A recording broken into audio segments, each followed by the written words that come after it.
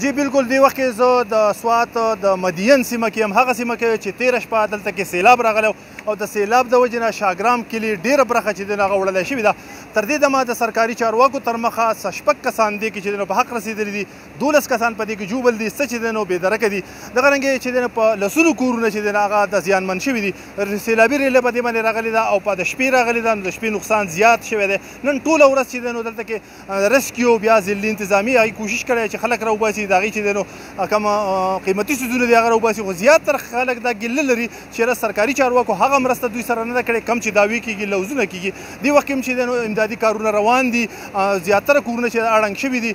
کم کورونه چې خراب شوي دي د هغې خلک چې دی نو خپل خپلوان چې دی هغه محفوظ ځایونو ته رسولي دي او هغوی چې دی نو خپل قیمتي څیزونه راویستلو کوشش کوي. زیاتره خلک دا وایي چې زموږ باندې نننۍ شپه چې دی نو هغه بهر یا به د خپلو خپلوانو کره یا به ټینټونو سره. دې وخت کې چې دی نو د